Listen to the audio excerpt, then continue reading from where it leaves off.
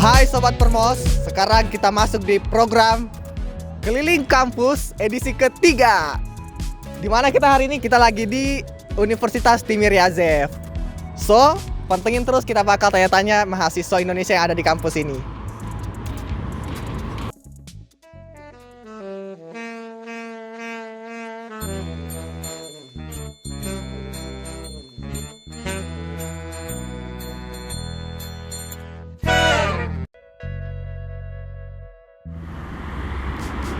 Oke guys, kita masih mencari mahasiswa Indonesia nih di kampus Timir-Yazef ini. Kebetulan ini udah daerah kampus sebenarnya. Ini juga kantor juga sih, kantor udah kampus. Ini juga ada museum di sebelah kanan.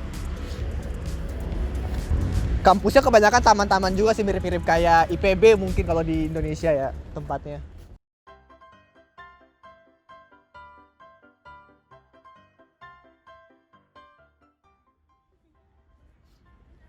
Oke teman-teman, kita udah ketemu nih sama orang-orang Indonesia. Yuk.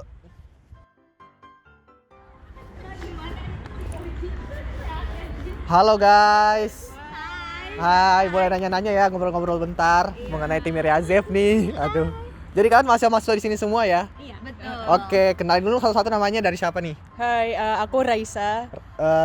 Jurusan sama tahunnya kalau boleh. Teknik Berapa? lingkungan 2019 kalau nggak salah. Oke. Kalau Ya. Mbak Ade, Mbak Ade lagi. Kalau Mbak namanya siapa Mbak? Ketahuan deh. Oke. Udah tahu dong. Nama saya Ade. Saya jurusan ekologi. Tahun masuknya 2017 dan ini tahun 2017. terakhir. Masya Allah. Kalau dengar-dengar Mbak Ade ini udah pernah S2 juga di sini ya? Iya, Magistraturnya saya di sini. Iya, S2 di sini, S3 di S3 sini. ya di sini Iya. juga. Waduh, Cintai sangat Timir mencintai Yazef. Timir-Yazef. Iya. Kalau dari Mbak sendiri?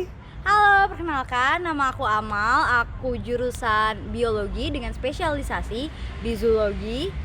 Aku masuk sini tahun 2020. Tahun 2020. Waduh, kelihatan banget ya emang kalau anak baru lebih fresh daripada anak-anak lama. Tanya-tanya mengenai kampus nih, Mbak. Nama kampusnya sebenarnya apa sih kalau boleh tahu, nama panjang? Russian State Agrarian University Timir-Yazef, Moskow. Jadi sebenarnya simple. Simpel. Akademi Timir-Yazef udah gitu. Akademi Timir-Yazef mungkin kalau Nama orang gaulnya, lebih nama gaulnya. lebih dikenal sama Timir-Yazef. Iya, Betul. benar. Kalau apa sih istilahnya kayak fokus universitasnya tuh tentang apa sih Mbak Ade?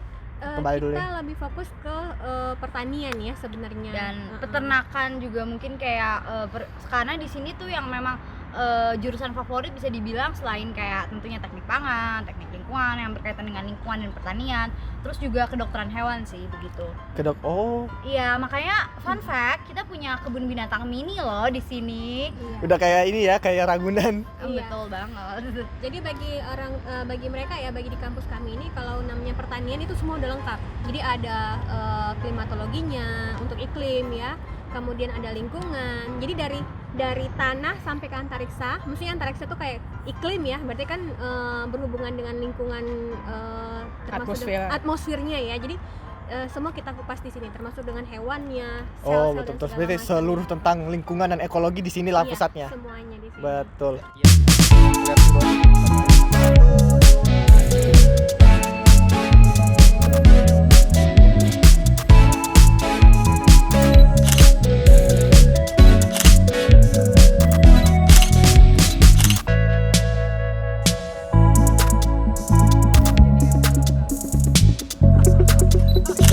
Oke guys, kalau tadi kita udah tanya mengenai nama lengkap kampusnya, sekarang kita mau tanya tentang fakultas-fakultas yang ada di sini. Mm-mm.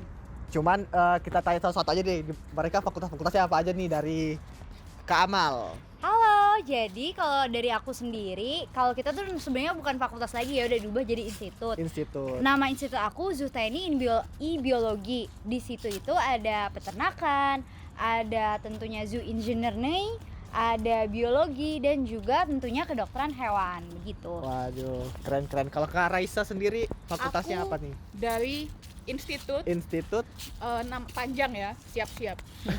Institut Meliorasi buat Novahozaistva и строительства имени Костякова. Intinya ya, teknik lingkungan. Jadi ada yang fokusnya lebih ke sistem air, ada yang lebih ke sistem irigasi, sistem tanah begitu. Oke. Dan ya itu semua sih untuk pelajaran itu semua akhirnya ada melajari klimatologi juga dan segala macamnya. Jadi memang kompleks geosystems gitu. Oke, dan itu lebih ke teknik sebenarnya jatuhnya ya. Iya, Teknik lingkungan. Fakultasnya emang fokus ke sana. Dan ya ada ini sih, ada civil engineering juga karena Storytales. Oh, ada civil engineering. Iya, Wow. tapi fokusnya lebih ke teknik lingkungan. Oh, oke. Perspektifnya. Keren. Kalau dari Mbak Ade sendiri gimana fakultasnya Mbak Ade?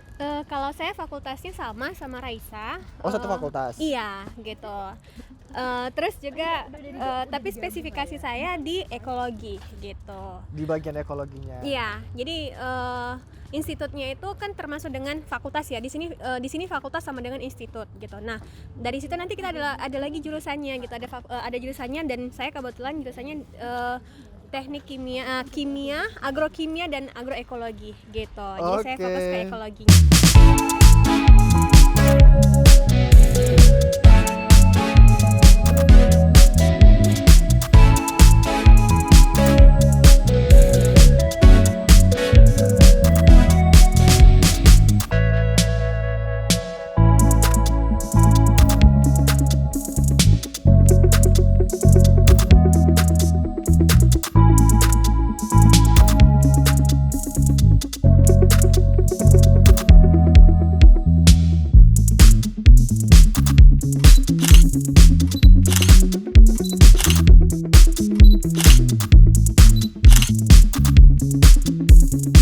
Oke.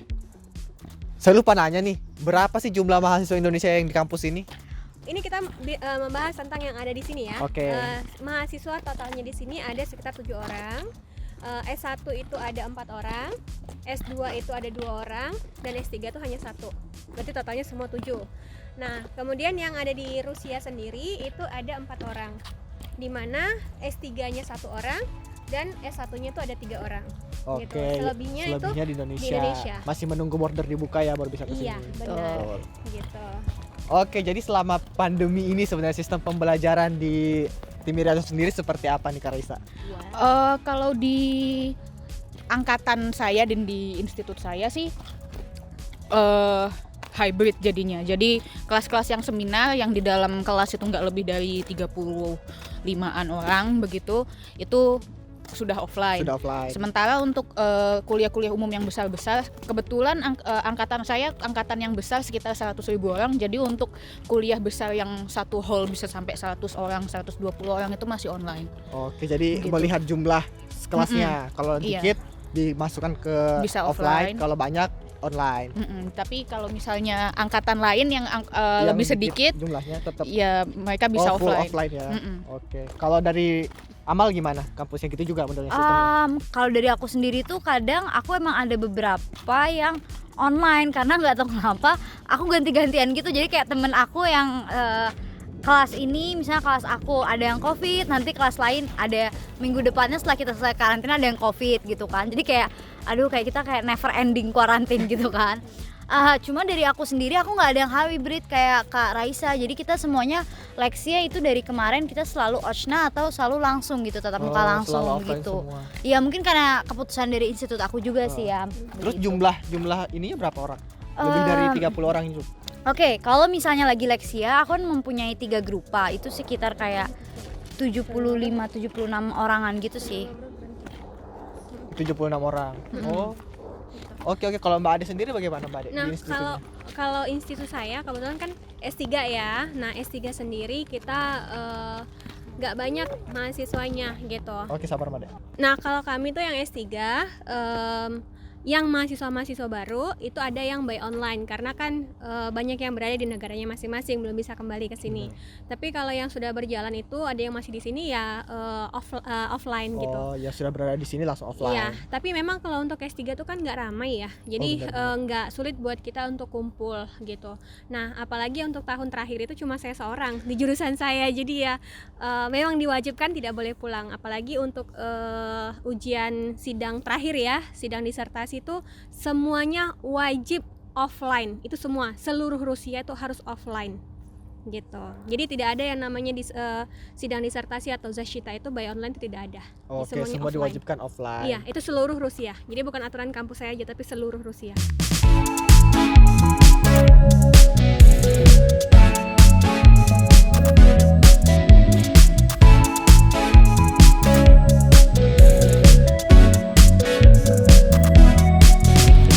Oke nih guys, sekarang kita udah mau masuk di akhir-akhir nih sebenarnya. Kira-kira fasilitas-fasilitas apa sih yang ada di kampus ini? Ya, Bisa dijelasin nggak Mbak Adia? Kira-kira apa aja gitu? kalau Tempat olahraga fasilitas mungkin apa lab? ya fasilitas kita ini sangat lengkap ya. Ada labnya. Kemudian setiap fakultas itu punya lab sendiri. Dan sekarang kita sedang dalam pembangunan sehingga banyak Sambil kampus, duduk dulu yuk. banyak fakultas-fakultas yang Capek sih sebenarnya. mulai dibangun untuk ininya, untuk laboratoriumnya gitu. Terus juga fasilitas di sini ada kolam renang atau sportzal. Sportifnya ya. Iya, terus juga ada tempat penangkaran hewan juga ada seperti kuda. Kalau teman-teman mau berkuda silahkan, di sini ada. Terus juga dekat-dekat sini ada magazin nggak jauh ya, magazin itu atau swalayan ya. Iya, Asrama untuk kita juga bagus-bagus. Beli peralatan ya. Iya, asrama kita sedang banyak pembangunan. Jadi seperti yang tadi kita ada lihat ya, banyak pembangunan baru ya, karena kita banyak renovasi gitu. Asrama ada berapa Mbak di sini? Asrama 13, kita ada 13, tapi yang di Huni mungkin cuma 11 ya atau Iya. 12. Sorry. Iya. Dan untuk international studentnya semua di asrama mencukupi gitu atau gimana? Mencukupi sih untuk sampai saat ini karena kebetulan kalau maksudnya dari pengalaman aku sendiri ya masih banyak teman-teman terutama yang orang Rusia ya mereka memilih untuk kayak pulang hari gitu ke rumah orang tuanya, walaupun misalnya rumah orang tuanya kayak di Moskow Oblast, which itu bisa kayak ya makan waktu 4 jam 5 jam perjalanan, tapi ya mungkin ya mereka lebih sukanya balik ke rumah orang tua. Ya kita juga masih kalau punya pilihan kayak gitu ya begitu sih ya, jadi gitu mencukupi sih ya selama Tapi ini selama ya. ini mencukupi ya, orang-orang Indonesia juga yang tinggal di sini selalu dapat asrama di sini kan? Iya. Pasti Iya. dapat. Kelas internasional. International studentnya di sini ada kelas khususnya nggak sih di sini? Enggak. Nggak ada ya? Enggak sih, Semuanya nyatu belum ya. nyatu sama orang Rusia juga ya, kita sekelas. Sebetulnya ada program sepertinya kerjasama dengan pemerintah Tiongkok. Jadi ada di institut saya ada beberapa grup yang isinya mahasiswa dari sana semua, dan itu mereka memang basisnya tidak pakai budget beasiswa negara Rusia. Itu bayar mereka sendiri, bayar kontrak jadinya. Mm-mm. Oke. Ya. Tapi sudah lama tidak kelihatan, saya tidak tahu mereka kemana. Terus juga kita di sini ada seperti ekstrakurikuler kelas bahasa. Jadi semua bahasa asing ada di sini, termasuk bahasa Inggris, bahasa Prancis, Jerman Spanyol. gitu, Spanyol. Itu namanya team Mandarin. study. Iya, Mandarin juga gitu. Dan orang asing boleh. Boleh. But boleh. orang asing dan orang Rusia juga, dan ada English Club juga karena kebetulan tahun lalu aku mengikuti 3 klub bahasa dan salah satunya aku bahkan menjadi kayak tutor di sana, yaitu di English Club aku ikutan French Club sama Spanish Club gitu. Waduh, keren-keren ya di sini ya ternyata klub-klubnya, dan itu orang asing dibolehkan untuk mengikuti Iya. ekstrakurikuler yang ada di sini. Dan satu hal lagi di tim study itu kita bisa pertukaran pelajar. Jadi kalau misalnya kita di sini udah oke dalam bahasa, kemudian nanti ada kerjasama dengan universitas atau negara lain, itu akan dikirim gitu. Oh, dari dia tim, punya- iya. tim studinya itu. Oke, gitu. oke. Oke, aku izin juga ya menambahkan, kan aku ikutan French Club, terus mungkin beberapa teman aku yang di French Club yang udah bahasa Perancisnya udah ya minimal kayak intermediate atau menengah, mereka itu summer kemarin mereka bisa dibilang kayak praktika summernya di Bordeaux sama di Lyon dan Marseille, Prancis. Itu beasiswa atau gimana sistemnya? Waktu itu sih mereka bilang kayak jadi kayak beasiswa parsial gitu sih. Oh, oke, gitu. oke. Tapi masih punya kesempatan untuk ke sana ya. Iya, yang dengan penting masuk kayak ekstrakurikuler yang penting itu. kita minimal kayak level bahasanya menengah gitu. Oh iya, aku mau tambahin satu lagi, kita juga punya fasilitas yang mungkin di kampus lain di Rusia nggak ada, yaitu kita punya lapangan skateboard, guys. Oke. Iya, gitu. Jadi kita punya lapangan skateboard, dan waktu itu bahkan sebenarnya pernah ada kayak pelatih skateboard internasional yang juara skateboard se-Eropa waktu itu datang ke sini gitu. Latihan melatih di sini gitu. Iya, maksudnya, betul. berkunjung ke sini. Soalnya kan ada temen aku tuh yang anak skateboard, terus kayak gitu kita lihat latihan di sana. Mungkin nanti aku bisa tunjukin juga ya lapangan skateboard kita kayak gimana. Kalau klub-klub lagi ada selain bahasa ya, ada klub-klub olahraga macam-macam. Dan setahu saya klub tim hokinya di sini lumayan berprestasi, timnya Azovsky Zubry. Itu Zubry itu Bison kalau nggak salah ya. Betul. Kemudian ya jadi ada beberapa cabang olahraga, ada cheerleading, ada ya kemudian yang Ya olahraga pada umumnya mungkin ya. klub-klub yang Di sini agak semua lebih ada. mirip pramuka dan OSIS juga ada. Oke. Terus kehidupan kalian mungkin secara singkat aja sebagai Inestrani student yang di sini gimana? Apakah mungkin menghadapi diskriminasi atau ada hal-hal apa gitu yang aneh? Mungkin bisa diceritain dari Kak Amal dulu deh. Wow, kenapa gue nih? Ada Oke, Atau sebenarnya nyaman-nyaman aja oke, mungkin. jadi kan kalau mungkin nih ya Kak, kalau di di fakultas aku sendiri mungkin karena nggak banyak ya yang mau ke sana, jadi itu sebenarnya aku adalah satu-satunya anak asing yang di jurusan aku gitu. Tapi selama ini justru aku tidak merasa bahwa itu adalah penghalang bagi aku, malah menjadi benefit gitu atau nilai tambah. Kenapa? Karena kayak dosen kan ngeliat ya, kita kayak bener-bener maksudnya orang Rusia aja struggle, apalagi kita dong. Bener. Yang namanya anak asing pasti struggle banget. Jadi makanya biasanya aku kayak ngerasa dibantuin gitu loh sama kayak dosennya. Dan kalau untuk diskriminasi alhamdulillah kayaknya enggak ya, karena ya paling ya ini aja sih, justru kayak pas awal-awal karena mungkin ya kan kayak pas aku dateng nih, temen aku kayak rambutnya pirang, matanya hijau, biru, so aku sendiri kan kayak rambutnya hitam, kecil, Asia banget, namanya aja Amalia kan gitu. Malah mereka kayak nanya kayak, oh Indonesia tuh di mana kayak gitu kan, terus kayak kenapa kamu mau ke sini, kenapa kamu mau ke Rusia. Kalau dari aku sendiri sih malah kayak nilai tambah banget sih aku di sini gitu. Oke, kalau Mbak Ade gimana Mbak Ade? Ada nggak pengalaman Kalau diskriminasi atau enggak, atau nyaman-nyaman aja sama orang Rusianya, friendly? Jadi di sini sejauh ini ya di jurusan saya tuh kan banyak orang asingnya ya gitu. Apalagi untuk S3-nya tuh banyak banget orang asing gitu. Terbiasa berarti ya. Iya, tapi kita tidak ada yang namanya diskriminasi, baik itu atau rasis di sini juga nggak ada. Semua gitu ya. disamaratakan. Iya, tapi yang lebih parahnya itu kalau kita kuliah itu nilainya sama seperti orang Rusia gitu. Jadi nggak ada perbedaan mana orang asing mana orang Rusia sendiri, itu nggak. Jadi nggak ada nilai tambah, oh dia nggak bisa bahasa Rusia sehingga dibantu Dimudahkan. gitu. Enggak. Jadi ada. tetap aja dianggap kita tuh seperti orang Rusia sendiri gitu. Oke. Ya kalau nggak bisa ya tetap nggak bisa gitu. Ada tambahan nggak Kak Raisa?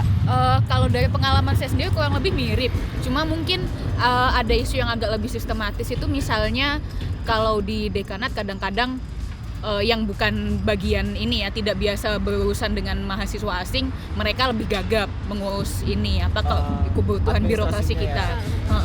Jadi misalnya kayak kemarin saya harus membuat kartu kampus, itu dari dekanat dan kurator dianggap kebutuhan dokumennya sama semua. Ternyata begitu ke bank beda, dan itu mereka tidak kurang akomodatif tentang itu. Yaitu ya karena sepertinya sih karena kurang pengalaman memang. Berarti sebenarnya kalau di dunia kampusnya aman-aman aja, paling di birokrasi administrasi ya, yang mungkin Kayak- lebih dipersulit. Kayak niat buruk gitu nggak ada, atau benar-benar yang diskriminasi yang built-in sengaja gitu nggak, lebih Nggak ke ada. karena ya kecele gitu sih. Meskipun ngeselin tapi itu kecele aja. Oke, paham. Oke nih, buat pesan buat orang-orang yang pengen kesini, mungkin buat adik-adik yang lagi nonton, gimana nih? Ada nggak harus disiapkan apa, mental mungkin apa? Kalau kalian Mau kesini, Iya, mau ja. Azef? mau ke Timir Azef, jangan mager jalan kaki. Kenapa? Karena kampus kita gede. Yang kedua, kita menuju Mitro, saya jujur aja ya, kita 20 menit ya jalan kaki menuju Mitro. Terus apa lagi ya? Nggak ada bis teritori. Jangan Betul. ngelakuin itu. Jadi antar gedung kita harus jalan kaki semua ya? Iya. Betul. Yang kedua juga, kalian kalau yang misalnya suka pulang malam atau mungkin ya yang pengen kayak suka nongkrong malam-malam, kalian harus bersabar. Kenapa? Karena di sini kadang bisnya atau tramvainya yang langsung depan kampus atau depan asrama itu cuma beroperasi sampai jam 9 malam gitu. Oh, cepet juga ya. Iya, betul. Oke. Jadi ya kalian harus harus kuat lah. Iya. kuat jalan kaki, betul. Tambahan dari saya bahwa beasiswa itu perjuangannya bukan di awal pada saat kita mendapatkan beasiswa itu sendiri, tidak. Tapi yang namanya perjuangan itu ketika kita sampai di sini, kita menjalani pendidikan di sini, menjalani kehidupan di sini, itulah baru yang namanya perjuangan. Oke, baru awal masuk perjuangan Iya, ketika sudah lulus. Betul. Oke nih teman-teman semua, saja dari program Keliling Kampus edisi ketiga ini. Sampai jumpa di edisi berikutnya. Bye bye semuanya. Sampai jumpa di edisi-edisi berikutnya.